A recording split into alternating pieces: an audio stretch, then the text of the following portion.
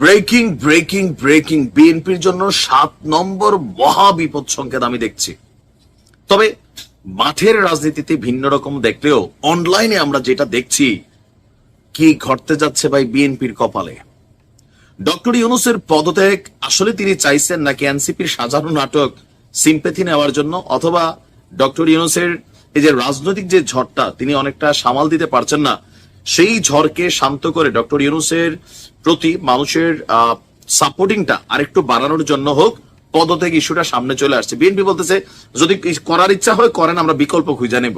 এই যখন অবস্থা, তখন ডক্টর ইউনূসকে বাঁচানোর জন্য, বাঁচানো বলতে জানে বাঁচানো না, মানে এই যে একটা অস্থির উত্তাল সিচুয়েশন, এই সিচুয়েশনকে রক্ষা করার জন্য, কভার করার জন্য যেই 3 জন অনলাইন কিং আওয়ামী লীগের পতন ঘটানোর পেছনে সবচেয়ে বড় ভূমিকা রাখছেন, পিনাকি, ইলিয়াস এবং কনক সারওয়ার, তারা 3 জন একযোগে একদিনে একসাথে বাংলাদেশে আসতে চাচ্ছেন এবং কি আসতে যাচ্ছে।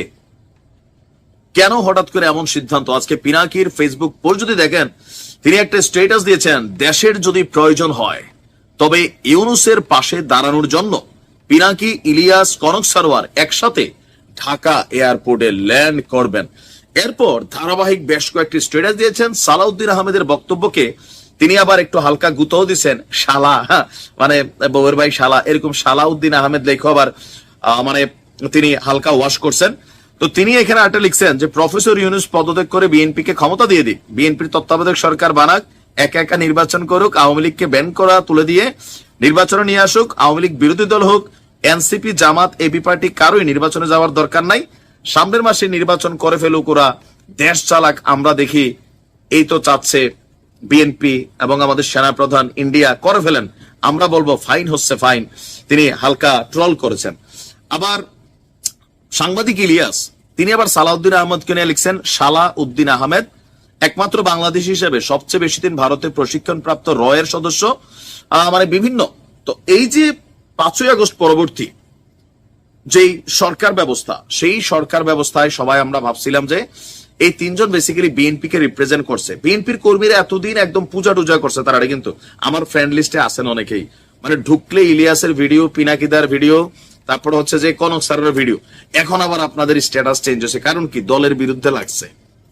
এমনকি ওনাদের মোটিভ হচ্ছে, পিনাকিদার মোটিভ তো হচ্ছে যে বিএনপির একদম ফিনিশ করেই দিবে, যেভাবে লাগছে একের পর এক তথ্যপত্র, মির্জা আব্বাস, মির্জা ফখরুল, মানে ওনাদের একটা সিস্টেম আছে। তো এই সিস্টেমে যে হুট করে ওনারা বাংলাদেশে আসতে চাচ্ছেন, এই ঝড়টা আসলে কি হবে?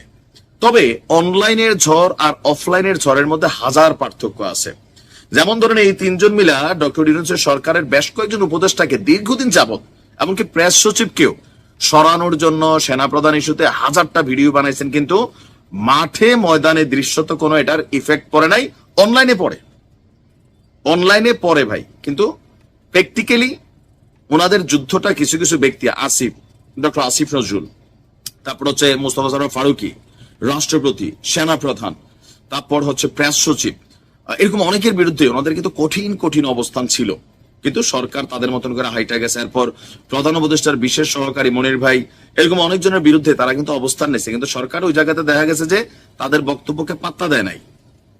এখন তারা দেশে গেলে যে ডক্টর ইউনূস দেখা করে তাদেরকে ডাইকা নিয়ে বুঝজ্ঞান নিবে বা পরামর্শ নিয়ে উপদেষ্টা পরিষদ ঢেলে সাজাবে, বিষয়টা এরকম না। বিষয়টা যেটা হবে, ওনারা দেশে গেলে ওনাদের যারা ফ্যান ফলোয়ার আছেন তারা এয়ারপোর্টে যাবেন, সেখানে মিটিং মিছিল হবে, মানে এনজয় হবে, মেজবানি হবে, গরু জবাই হবে হয়তো আরো। এর বাইরে আমার মনে হয় না যে মাঠে এসে বিএনপির বিরুদ্ধে বড় কোনো কিছু ওনারা কইরা দেখাইতে পারবেন। এটা বাস্তবতা, বাংলাদেশের রাজনৈতিক বাস্তবতা এটা। আবার ভিন্নতা হইতে পারে যে ওনারা আসার পরে একটা টোটাল সিস্টেম, দৃশ্যপট চেঞ্জ হয়ে যেতে পারে, বিএনপি গর্তে ঢুকে যেতে পারে, ওনাদের সাথে ওনাদের অনুসারীরা রাজপথে নাইমে আসতে পারে, ডক্টর ইউনূস আর একটু মানে বাহুবলী ফিল হইতে পারে। বাংলাদেশের সবই সম্ভব। তো কি মনে করেন, পিনাকিদা, ইলিয়াস ভাই আর কনক সারোয়ার ভাই, তারা দেশে আসলে বিএনপির কপালে কি দুর্গতি লাগবে, নাকি না এগুলা রাজপথে নামলে পাত্তা পাবে না, বরং চুলটা রিয়েকশন হয়ে যায়? কোনটা? দেখেন, এই বিশ্লেষণটা সম্পূর্ণ আমার ব্যক্তিগত মতামত। কারণ সুস্থ সুন্দরভাবে একটা দেশ চলবে, ডক্টর মোহাম্মদ ইউনূস সরকার তিনি ক্ষমতায় বসছেন, অপরাধীরা সাজা পাবে, জুলাই আগস্টের বিচার হবে, তাদের ট্রিটমেন্ট হবে, তারপর হচ্ছে আরো অনেক কিছু হবে। আমরা নতুন বাংলাদেশ দেখব, সেখানে মানুষের অধিকার থাকবে, মব ভায়োলেন্স থাকবে না, আদালতে পুলিশের কাছে গেলে মানুষ নিরাপদ থাকবে, এমন অনেক ধরনের প্রত্যাশা আমাদের ছিল, তাই না?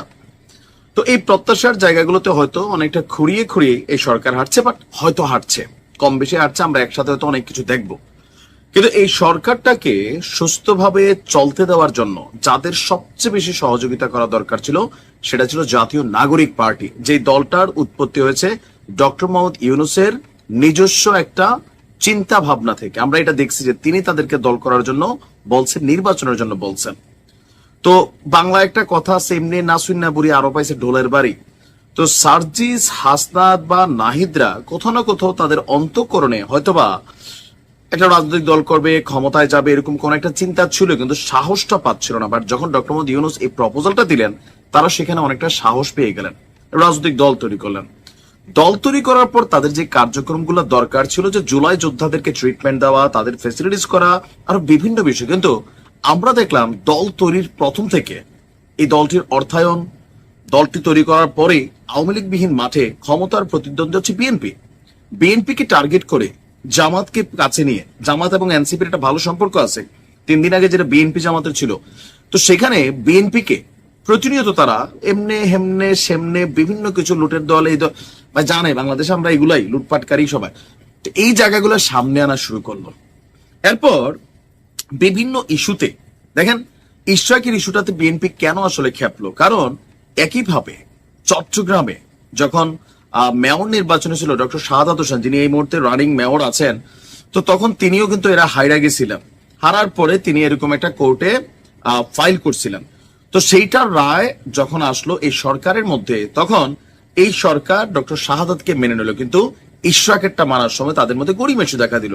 আর এই মধ্যখানের সময়টার মধ্যে বিএনপি কে টার্গেট করে এনসিপির নেতাদের বিভিন্ন কথোপকথন, অনেক ধরনের অনেক কিছু, এটা বিএনপি ক্রমাগত উত্তেজনা ফিল করতেছিল। দেন মানে অনেক বক্তব্য আছে না, যে একটা বালুর ট্রাক সরাইতে পারে নাই, তারপর হচ্ছে যে ব্যানার ধরার 4টা লোক ছিল না, আমরা এটা করছি। তারপর ডক্টর ইউনূস নিজে মাহফুজদেরকে মাস্টার মাইন্ড, ছাত্রদেরকে নিয়োগকর্তা, এবং কি ছাত্রদের ইস্যুতে ঠান্ডা, অন্যদেরকে ডান্ডা, এই বিষয়গুলা শুধু বিএনপি কেন, সারা বাংলাদেশের মানুষ দেখছে এনসিপি কে উনি কতটুকু প্রায়োরিটি দিচ্ছেন, এবং কিংস পার্টি হিসেবে সবাই তাদেরকে বলছেও।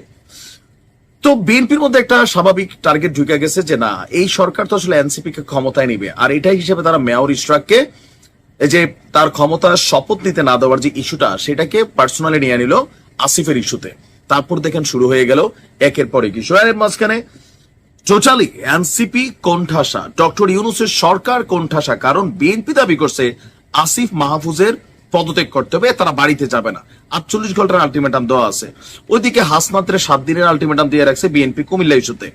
সার্জিস অনেক কিছুতেই সে ভায়োলেশনে চলে গেছে, ভায়োলেশন মানে কাটতিতে পড়ে গেছে। হান্নান 3 দিন আগে মব ভায়োলেন্সকারীদেরকে বের করে না, বাটে পড়ে গেছে। তো এই যে টোটাল বাটে পড়া একটা দল এবং ডক্টর ইউনূস সরকার, তারা একটা টিম, কিন্তু এই পরিস্থিতি থেকে বের হওয়ার জন্য একটা জিনিস দরকার ছিল, কোনটা? জাতীয় ঐক্য, অথবা একটা সিম্প্যাথি, অথবা আবার এই যে এনসিপি সবার সাথে বিচ্ছিন্ন হয়ে গেছে, একত্রে জোড়া নেওয়া। এর মাঝখানে ফুট করে মাহফুজ ফেসবুকে স্ট্যাটাস দিয়ে দিল, জামাত্রী নিয়ে যে বক্তব্য ছিল, যেগুলোর জন্য ভাই সরি, ভুলটুল হয়েছে, আমরা আসেন আবার এক হই। খেয়াল করছেন, হাসনাতের পরে জাতীয় ঐক্যের ডাক দিল, সার্জিসরা জাতীয় ঐক্যের ডাক দিল। এখন ঐক্য ইস্যুটাতে কোথায়? বিএনপি ছাড়া আর ঐক্যকে আওয়ামী লীগের সাথে করবে? জামাত তো তাদের ঐক্যের পার্টি, কিছুটা দূরত্ব ছিল কিন্তু মিলে গেছে। আবার কেউ কেউ বলছেন ডক্টর মোহাম্মদ ইউনূস যে পদত্যাগ করবেন। আবার আসেন মূল কথায়, এই কথাটা কে বলছে? নাহিদ শুনছে, শুনে ওনার সাথে দেখা করতে গেছে, তারপর ওনার কাছে মানে ডক্টর ইউনূস বলছেন এইভাবে চললে তো ভাই হবে না, আমি তো কেমনে, তাহলে আমার তো পদত্যাগ করতে হয় বা এরকম কিছু। এখন এই কথাটার সাক্ষীকে সার্জিস আলম সম্ভবত। সার্জিসও গতকালকে একটা বক্তব্য দিছে যে যমুনার সামনে ডক্টর ইউনূসের যে কার্যালয় যমুনায়, সেখানে বিদেশি ডেলিগেটরা আসে, বিভিন্ন রাষ্ট্রের মানুষরা আসেন, ওইখান থেকে তিনি রাষ্ট্র পরিচালনা করেন, বিভিন্ন কার্যক্রম করেন, বের হন। এখন ইশরাকের আন্দোলন ইস্যুতে 5-7 দিন মাঠে থাকা উনি তো কাজ করতে পারতেছেন। তো তোমরা যে 3 দিন আগে কইরা গেলা, এর আগে জবির ইস্যুতে তোমরা করাইলা, তো এগুলা কি যমুনা ডিস্টারবেন্স হয় না? তখন কি ডক্টর ইউনূসের কাজের মানে ইস্যুটা আলাদা হয়? এখানে ঠান্ডা বাতাস খাওয়াইয়া এই যে কথাগুলা বরাবর, তো তারা বলতেছে বিএনপি আসলে ডক্টর ইউনূসকে খেপাই ফেলছে, ওনার কারণেই তিনি পদত্যাগের চিন্তা করছেন। এখন সমালোচকরা প্রশ্ন করছেন যে প্রধান উপদেষ্টা যে পদত্যাগ করবেন এই বক্তব্যটা বা তিনি চিন্তা করছেন সামহাও, এটা নিয়ে পুরো বাংলাদেশ উত্তাল। সেখানে ওনার প্রেস উইং, বিশাল প্রেস উইং, অনেক মানুষ বিভিন্ন ইস্যুতে প্রয়োজনীয় অপ্রয়োজনীয় তারা কথা বলেন, কিন্তু কোনো কথা কি আসছে? একটা কথা যাও আসছে, সম্ভবত ফয়েজ আহমেদ না তৈয়ব আহমেদ, উনি আবার স্ট্যাটাস দিছে প্রধান উপদেষ্টা পদত্যাগ করবেন না, দিয়ে আবার কেন জানি কয়েক ঘন্টা পরে নাই করে দিচ্ছেন। কেন? কারণ পদত্যাগ করবেন ইস্যুতে সারা বাংলাদেশ একত্রিত হওয়ার চেষ্টা হচ্ছে। তো সেখানে তিনি যে দিয়া দিলেন পদত্যাগ করবেন না, এটা তো ভেজাল লাগলো, উনি আবার সরাই নিছেন। আচ্ছা, প্রেস উইং থেকে আমরা কোনো তথ্য পাইছি আনটিল নাও, আমি যখন ভিডিওটা রেকর্ড করছি পাই নাই। ডক্টর মোহাম্মদ ইউনূস তিনি বিভিন্ন ইস্যুতে জাতির সামনে কথা বলেন, এত বড় একটা বক্তব্য নিয়ে পুরো বাংলাদেশ, দেশ বিদেশ, বিদেশি শত্রু, দেশি শত্রুরা একত্রিত হয়ে গেল। এটা নিয়ে সরকারের তো উচিত ছিল কনসার্ন করা, যে হ্যাঁ ডক্টর মোহাম্মদ ইউনূস তিনি বলছেন যে এই যে অসহযোগিতা করতেছে রাজনৈতিক দলগুলো, কারা? বিএনপি। এখানে টোটাল খেলার আয়োজন বিএনপি, টার্গেট কিন্তু বিএনপি, এটা বাস্তব। তো টার্গেটটা কার? রাজনৈতিক দল হিসেবে এনসিপি, কারণ ক্ষমতার পথে বিএনপি তাদের বাধা, জামাত তাদের সহযোগী। তো সেখানে এত কিছু হয়ে গেল, আমরা ডক্টর মোহাম্মদ ইউনূসের কাছ থেকে কোনো একটা বক্তব্য পেলাম না, প্রধান উপদেষ্টার প্রেস উইং থেকে কোনো একটা স্টেটাস পেলাম না, গণমাধ্যমে কোনো অথরাইজড ডক্টর ইউনূস পদত্যাগের চিন্তা ভাবনা করছেন এরকম কোনো বক্তব্য আমি পাইলাম না। আপনি পাইছেন নিশ্চয়ই নাকি? যদি আপনিও না পাইয়ে থাকেন তাহলে পদত্যাগের খবরটা কার মুখ দিয়ে আসছে? নাহিদের মুখ দিয়ে আসছে। নাহিদকে সে একটা দলের প্রধান, বেশিরভাগ মানুষ আমারও এটাতে মনে হয় যে নিজেদের রাজনৈতিক ইস্যুটাতে নিজেরা যেই ধরেন ইসির ঘেরাও করার জন্য যে ডাক দিয়ে 100 জন মানুষ যোগাইতে পারে নাই জামাতের সহযোগিতা ছাড়া, এখানে তারা টেনশনে পড়ছে। তারা চাইছিল ইশরাকের আন্দোলনের দাবির দিন তারা এনসিপি নিয়ে ইসিতে একটা বিশাল শোডাউন করে ফেলবে, ফোকাস ওদিকে, কিছুই হয় নাই, কিছুই হয় নাই। এখানে তো একটা টেন্সড হয়েছে, ইভেন সবার সাথে এই যে নেগেটিভিটি তৈরিতে হয়ে গেছে।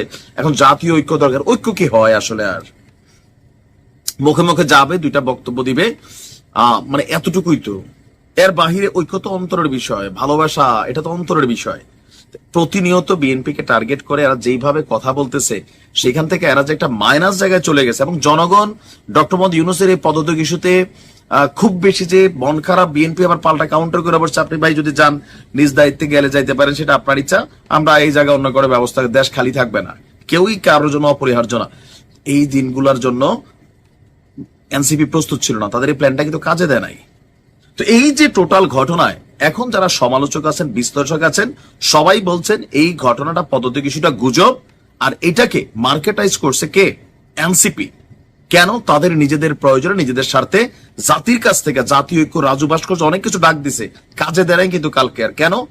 কারণ মানুষ এদের মোটিভ নিয়ে সন্দেহ পোষণ করে, এখন এনসিপি কে নিয়ে সন্দেহ করে। আর ডক্টর মোহাম্মদ ইউনূস এদের পৃষ্ঠপোষকতা, অনেক দিকে পজিটিভিটি বা ভালোবাসা, উদারতা দেখাই থেকে তিনিও ওই জায়গাটাতে পড়ে গেছেন। এমনকি এখন ডক্টর ইউনূসের সুযোগ সুবিধা নিয়েও আলোচনা শুরু হয়েছে, দেখছেনই তো। এনসিপির ভুলে ডক্টর ইউনূস কিন্তু প্রশ্নবিদ্ধ হচ্ছেন। খুবই কাঁচা খেলা চলে মাঝে মাঝে। বাংলাদেশের মানুষ তো ভোদাই না। জুলাই আগস্টের ইস্যুটা আলাদা ছিল, আওয়ামী লীগ নিষিদ্ধের ইস্যুতে আলাদা হইতে পারে, কিন্তু এগুলা ভাই আরেক জিনিস। ভালো থাকুন।